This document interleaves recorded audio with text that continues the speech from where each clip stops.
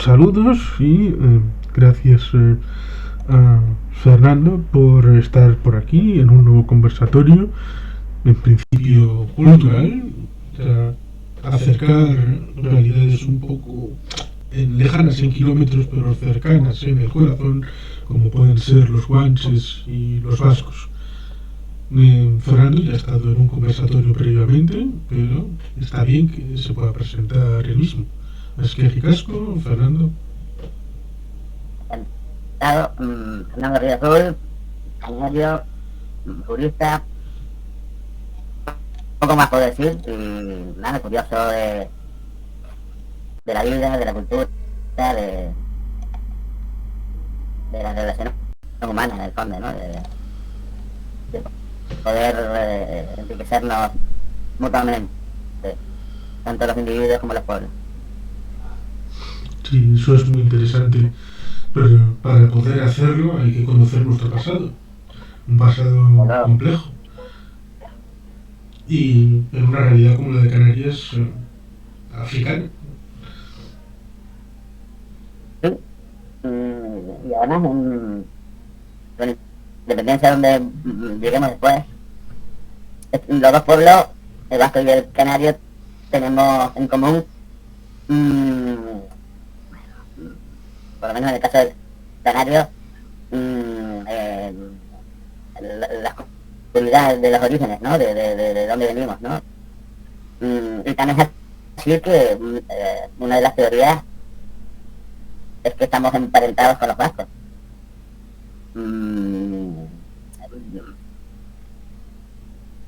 Sé que también en Euskadi el origen está controvertido entre distintas teorías. Una de ellas es que el origen bereber, ¿no? Que seguramente entronca con otras variedades anteriores, y también tiene que ver con Canarias, ¿no? Que es bereber, pero que sigue habiendo muchos enigmas de los origen, porque los bereberes ni modificaban ni hacían las prácticas que todavía ¿no? Que están en el origen de los pueblos canarios, ¿no?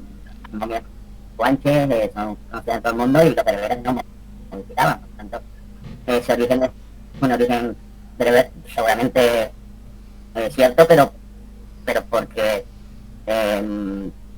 se solapa o se lleva con un origen anterior, ¿no? Es decir, que los pueblos guanches es medio, ¿no? Pero desgraciadamente todavía no hemos, o no tenemos la evidencia científica de cuando se llegó a poblar las islas, o cuando se produjeron las sucesivas oleadas que dieron lugar a la población que hubo cuando llegaron los castellanos, ¿no?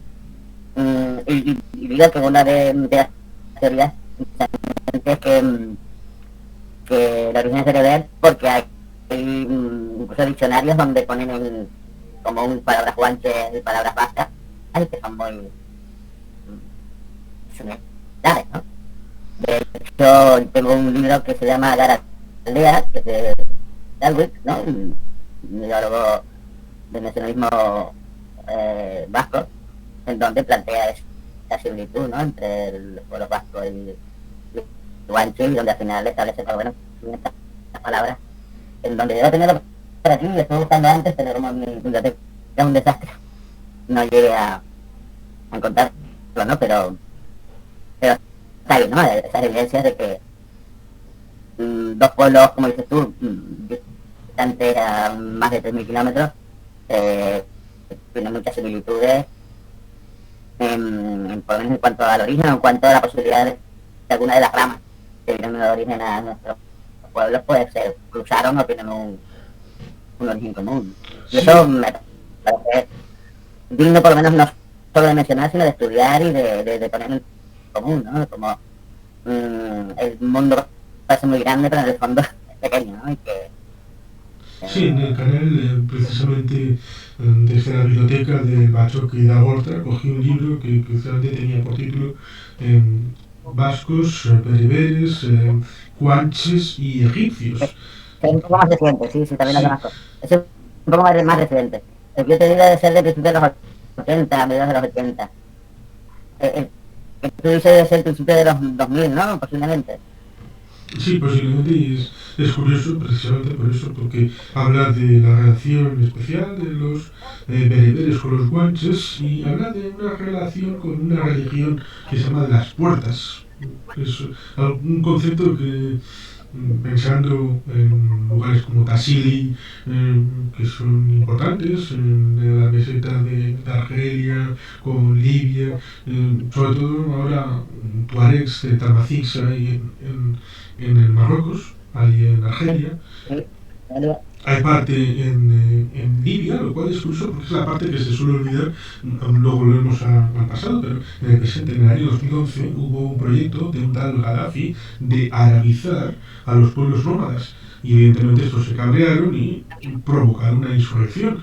Pero la gente suele jugar a la geopolítica por arriba, los juegos de cartas y todo esto, olvidándose de que la gente quiere vivir su propia realidad y les estaban tratando de imponer una realidad árabe de la que evidentemente también está el tema de la beta musulmana que pasó por encima muy rápidamente porque el profeta Muhammad tiene una predicación sobre todo en la península arábiga, pero llega muy rápido hasta la península ibérica.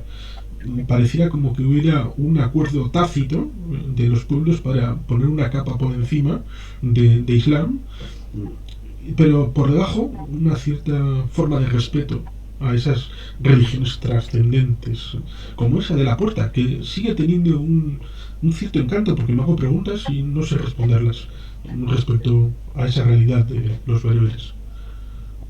En el fondo, de como ha dicho también la religión cristiana, ¿no? Como ha cogido esos mitos y como ha intentado asimilarnos, ¿no? A dónde viva.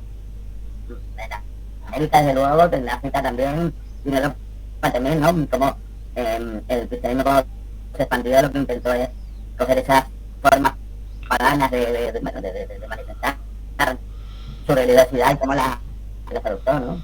Y aquí es significativo, me imagino, que en otros lados también. El 24 de junio, solsticio de verano, como era la fiesta de la cosecha y todo eso, ¿no? Como todavía se sigue festejando cristianamente, pero en el fondo lo que hay es esa fiesta pagana. Eh, sí, seguramente esa realidad de las puertas está en el fondo también ahí detrás, manifestando sus deidades, ¿no?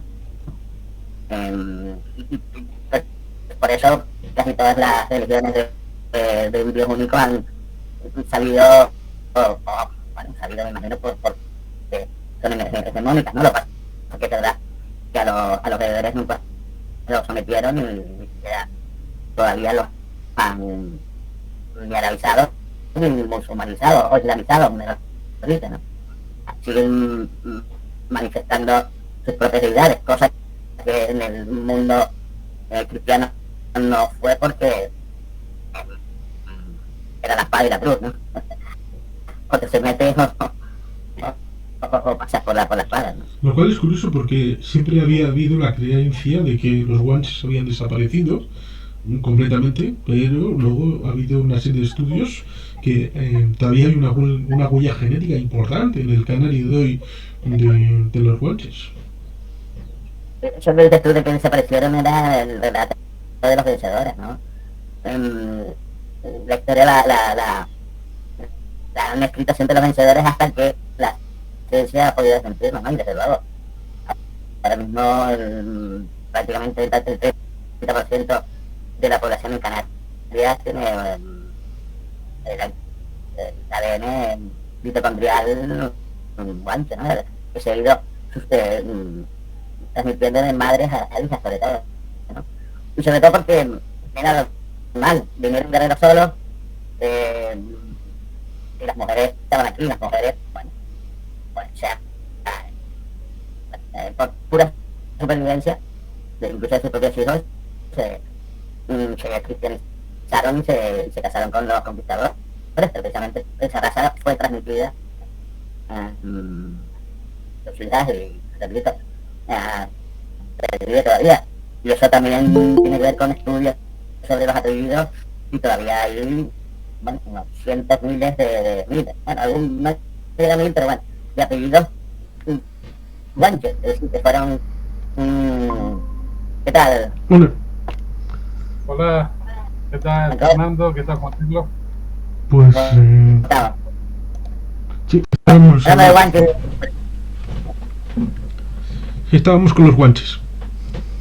bueno, Sí, eso, que había ahí unos cuantos apellidos guanches, que decía que los españoles mm, impusieron la cristiandad, es decir, no solo los nombres, sino incluso los apellidos, que los apellidos tienen que ver también con toponímicos, ¿no? Lo mismo le pasó a los judíos conversos y a los musulmanes conversos, es decir, que a la hora de buscar un apellido cristiano, pues fue el de un judío, en mi caso, que buscando el de Burgos, ¿no? De judíos conversos de Burgos, que, bueno, de los toponímicos Montes, pues lo mismo pasó con los guanches, pero todavía hubieron eso, unos cuantos que quisieron ponerse bien como Catoronte, Guanche mismo, que también tiene apellido, etcétera, etcétera, y todavía se ve. Bueno, por si acaso, vamos a presentar a Jorge, que estuvo en el segundo conversatorio. Ahora estáis en mayoría absoluta. Hay dos canarios y un vasco. Jorge es un amigo economista que hizo un libro, Canarios con Futuro, en 2010. Pero si quieres presentarte tú, bueno, tú ya es la palabra. yo creo que ya lo has dicho. O sea, soy economista, me interesa mucho la cultura y la parte económica, política, de transformación social de las sociedades. Y bueno, aquí para aportar un poquito con mi opinión, ¿no? Es lo que tú consideres.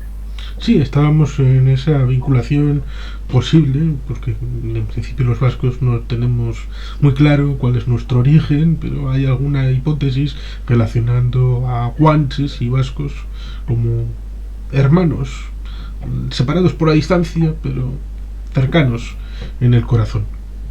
Sí, algo de eso. Bueno, sí, hay un libro de guanches, egipcios y canarios y varios libros, por lo cual no es descabellado, ¿no? Teniendo en cuenta que las migraciones han sido muchísimas y que a través del estrecho de Gibraltar se ha ido tanto hacia el norte como hacia el sur. Sí, es cierto que salvo en una zona como fue Europa Occidental, en una parte de la Edad Media, en general las migraciones han sido una realidad, el avance entre la zona rural y el campo y la ciudad son tendencias históricas de siglos, por lo tanto esas realidades trascienden una época. Bueno, a mí bueno, en la época de la conquista de Canarias, el País Vasco, Cádiz, era parte de Castilla, ¿no? Entonces, aquí vinieron muchísimos, bueno, vinieron conquistadores de Vizcaya y de Guipúzcoa. Y famoso es el caso de Mújica con 200 ballesteros guipuzcoanos que perecieron en la batalla de Ajódar, en la isla de Gran Canaria. Y hay alguna gente que dice que los usaban como lengua o que los usaban como traductores. A mí una cosa que siempre me ha extrañado es que habiendo tenido 8 siglos de contacto con poblaciones bereberes en la península ibérica, pues que no se haya identificado como dialectos bereberes, que son realmente lo que son las diferentes hablas. Perdona, lo encontré. Es el que decía de Garaldea, no sé si se ve bien, de Federico Ludwig, Sí. teólogo del bautismo, y donde habla de la relación con los guanches, y al final viene, lo encuentro, un pequeño diccionario guanche pesquera, por decirlo de una manera. Así lo encuentro.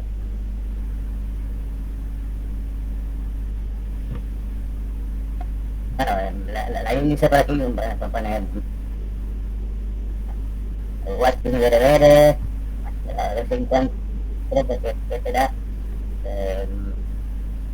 significativo.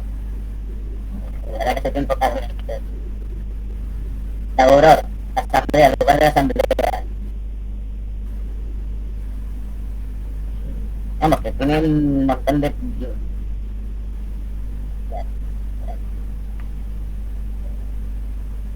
Bueno,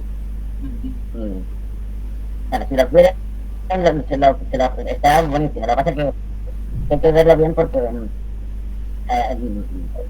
establece un diccionario vasco español y después que era español y después la semejanza entre unos y otros, ¿no? Y por ejemplo, Juan Carlos, se me parecerá, parece que el Cheide en vasco montaña nevada, ¿es posible? ¿Cómo? ¿El qué? El Cheide en vasco puede ser montaña nevada, y que de ahí podría venir Teide, ¿no? El Teide, en vasco puede, en guanche, en toponímico, ¿no? Pero que podría venir de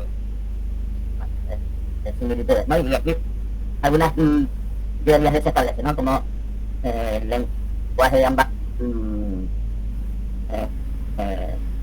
culturas pueden tener un origen común, que un poco está claro que todo sea bereber, en el caso vasco no siquiera el guanche sea tampoco bereber, ¿no? Diferente, como los bereberes se modificaban y no tener programaciones, y por tanto que tampoco que seamos así. Es posible que era más yo creo que los análisis filológicos recientes demuestran que hay una concordancia muy fuerte entre los dialectos canarios, porque cada isla tenía su dialecto, y sobre todo lo que es la lengua tuareg de la Hagar, en Argelia, ¿no? En el desierto de África, que es uno de los, digamos, de los dialectos dentro de las lenguas bereberes más arcaicos. Pero las comparaciones filológicas también dan influencia de otros dialectos más al norte, como puede ser el tabilio, y sobre todo también dialectos que se encuentran hoy en día en Marruecos, ¿no? Que hay como 3 o 4. Sí, precisamente iba a ir en esa línea, que es cierto que hay un desconocimiento bastante amplio de la parte islámica, porque era rica en detalles, en composiciones pluriculturales, pluriétnicas, y son 8 siglos de convivencia, por lo tanto hay mucho que trenzar en esa realidad, y evidentemente los pueblos norteafricanos estaban también en el ámbito peninsular, y por lo tanto es extraño ese olvido voluntario. Pero sí, ciertamente la palabra guanche se refiere a una isla en concreto, y por lo tanto cuando se podría pensar el guanche es revivible, pero claro, ¿sería la lengua de una isla? ¿Sería la lengua del conjunto del pueblo de Canarias? Yo creo que lo que pasa con la tradición canaria es que está dispersa. Hay partes de la tradición más antigua que se conservan en una isla, partes que se conservan en otra. Y eso es lo que más me interesa a mí. A mí me interesa sobre todo la parte filosófica y espiritual del pueblo canario antes de la conquista. Y cuando empiezas a estudiarlo y empiezas a conocer la tradición oral y las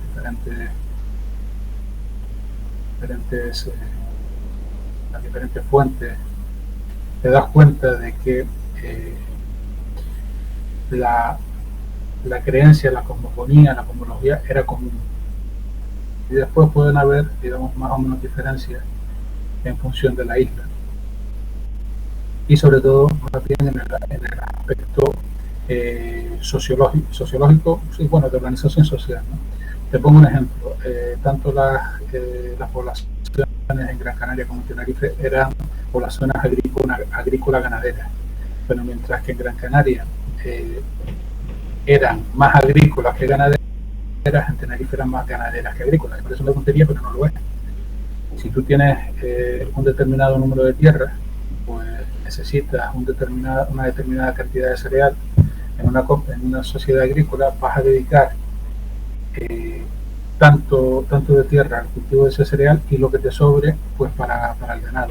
En cambio, en una sociedad ganadero-agrícola es al revés. Primero se mira qué parte de los recursos van para el ganado y lo que sobre va para la agricultura. Y eso crea unas dinámicas sociales diferentes, en el sentido de que en una sociedad ganadera, por ejemplo, predominantemente ganadera, lo que influye es tener un grupo de varones unidos por linaje, por sangre, que sean capaces de defender ese ganado.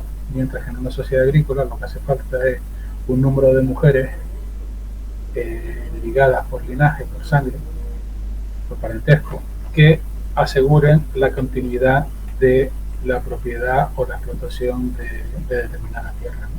Y todo eso tiene una serie de consecuencias sociales. Pero volviendo un poco al punto que hablábamos antes, por ejemplo, en Gran Canaria yo he encontrado lo que es la tradición de las plañideras, que también está en algunas partes en el mundo católico, en algunas partes de Sudamérica, pero que en nuestro caso, cuando entiendes correctamente, sabes que eso viene, porque de hecho vienen del Antiguo Egipto, vienen del norte de África, entiendes perfectamente cuál es esa tradición.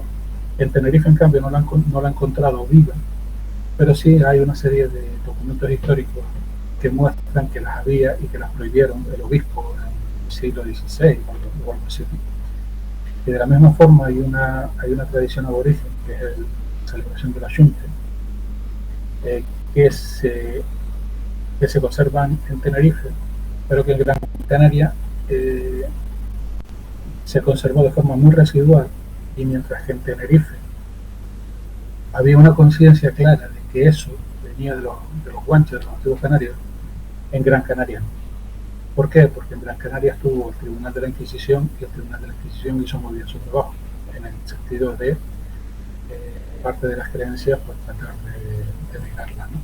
Entonces, te repito, la base más o menos es común, y pasaría un poco, si quisiésemos recuperar el guanche, pasaría un poco como el euskera, ¿no? Que ustedes pues cogieron el euskera que se hallaba en Vizcaya y que se conservaba en Guipúzcoa y no sé qué, y los mezclaron y formaron una euskera homogénea, ¿no?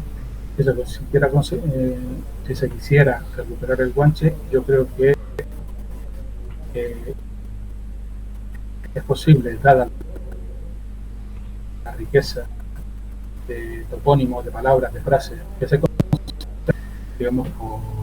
se puede importar de esos dialectos como el correct de la Jagar, que tienen mayor cercanía con los dialectos canarios, ¿no?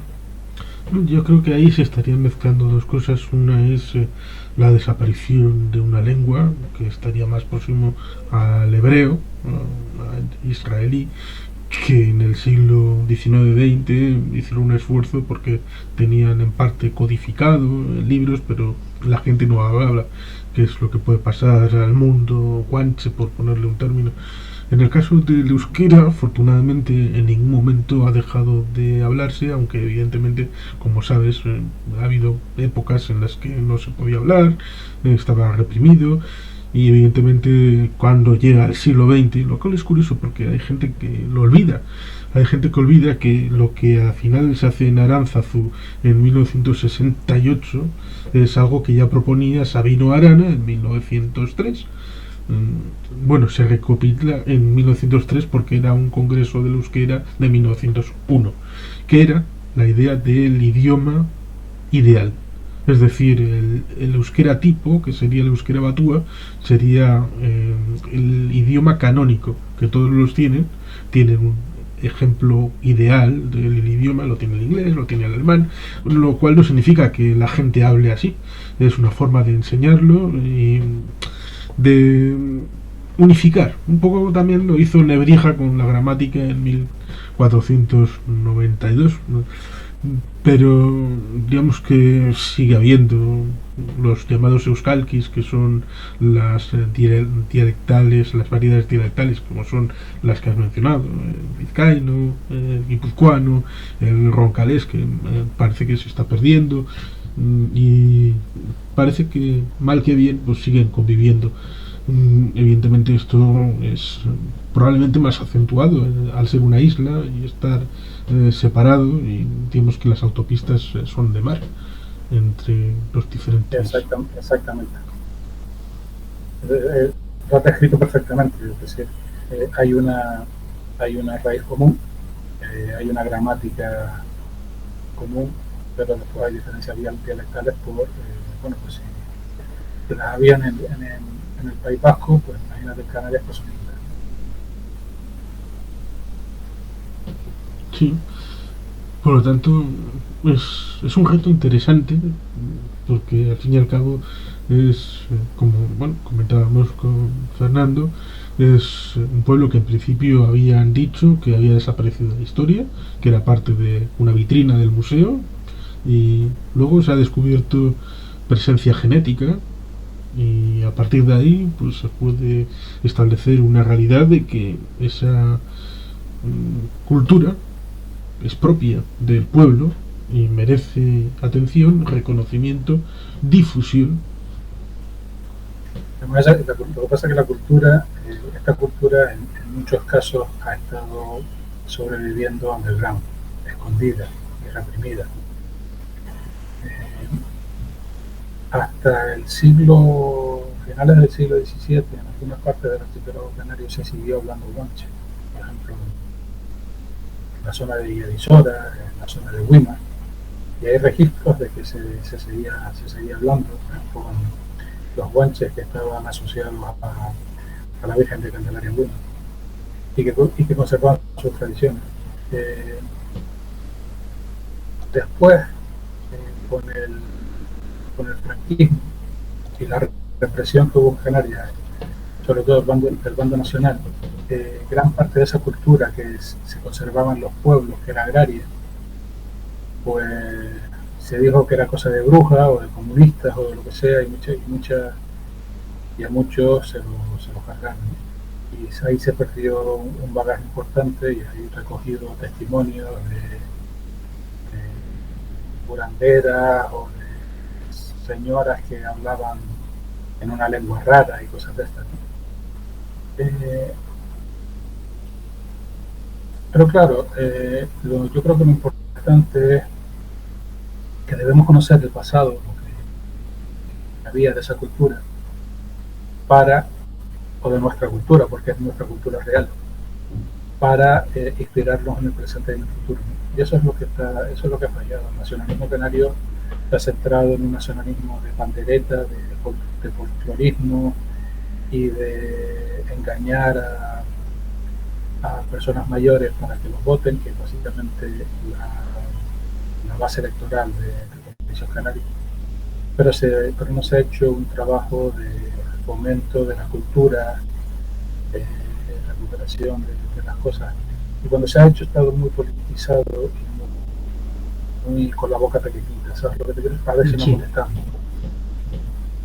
Sí, porque bueno, a veces cuando mira al enemigo, es decir, aquel que quiere reprimir la cultura propia, puede incluso empezar a entender que hay algo que ocultan. Ejemplo práctico, lo de la vasconización tardía, que dicen, bueno, los vascones, ustedes fueron, pero a partir de cierto tiempo, y porque se inventaron esto. Bueno, lo dicen de Sabino, pero también lo decían en el siglo VI o así, siempre después de Roma. Antes de Roma parecía que los vascos eran gentes de poca entendedera, que no sabían hablar, no sabían hacer nada, y fue Roma ahí a civilizarlos. Claro, el asunto de la vasconización tardía es algo que lo dicen los españoles, pero también lo dicen los franceses. Con lo cual, los españoles dicen, no, los vascos se hicieron de la euskera y se vasconizaron porque llegaron del otro lado de los Pirineos, a partir del siglo tal. Y los franceses ponen en el mismo tiempo, dicen, no, no, no, es que los franceses del norte se vasconizaron, los vasco-franceses, a partir de ese momento, pero porque llegaron desde la península e invadieron, lo cual es curioso porque es un elemento tan contradictorio en el que se supone que los vascos, que eran unos pueblos que estaban en la cima de la montaña, en el Pirineo, y se desparramaron hacia un lado y hacia el otro. En Canarias pasa exactamente lo mismo.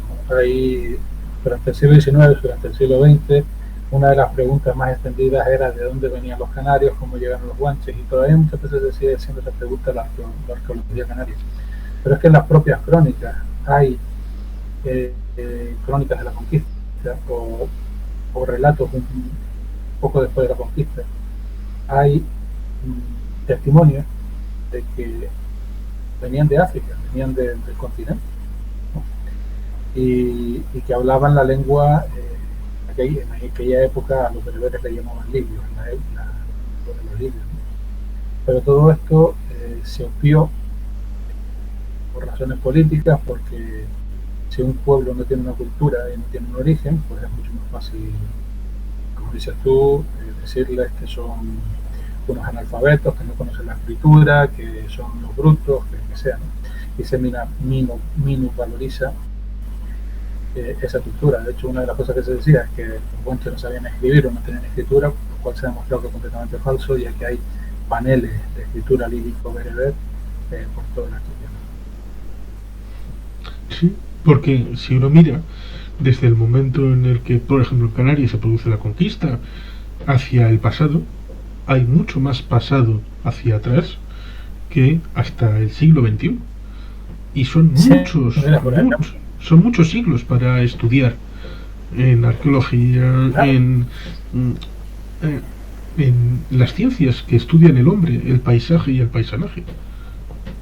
Claro, otra de las cosas de Canarias es que fue poblada en torno a la era, cuando hay dataciones mucho más antiguas, testimonios mucho más antiguos. Y evidentemente hay una pervivencia de las tradiciones, y un sitio donde lo puedes ver fácilmente, que es en la Virgen del Pino. En la Virgen del Pino, que es la patrona de Gran Canaria, antiguamente no se veneraba a la Virgen. A la Virgen fue un muñeco que le pusieron encima del pino, se veneraba al pino. Se recogían las piñas del pino y se utilizaban como reliquias, porque eran unas piñas especiales. Y había una serie de posetas donde la gente se bañaba para sanarse, ¿sabes? Estamos hablando de santuarios que son evidentemente precristianos, sin mencionar que en todo el norte de África hay una cosa que se llama los moravitos, que son una estructura en el que hay o un árbol santo o un bosque con un árbol singular, la tumba de un antepasado y una fuente de agua, ¿no? Bueno, pues esa misma estructura ahí en el santuario de la Virgen del Pino Interior había un pino santo en el que crecían 3 dragos sobre sus ramas, con unos podomorfos, una piedra con unos podomorfos inscritos recogidos entre las raíces de los dragos. Había la tumba de un antepasado santo y había una fuente que se secó curiosamente cuando la iglesia trató de hacer negocio y cerrar el acceso con una cancela para cobrar entrada, ¿no? Ahí al pino y este tipo de historia. Pero este no es el único ejemplo, ¿no? En Tenerife, en el valle de Chacachorte, abajo en la zona de San Lorenzo, por el sur de Tenerife, había un drago santo, el drago santo de Chacachorte, que lo talaron, porque construyeron una ermita al lado, pero la gente no iba a rezar a la ermita, iba a rezar al drago. Así que los católicos lo cortaron.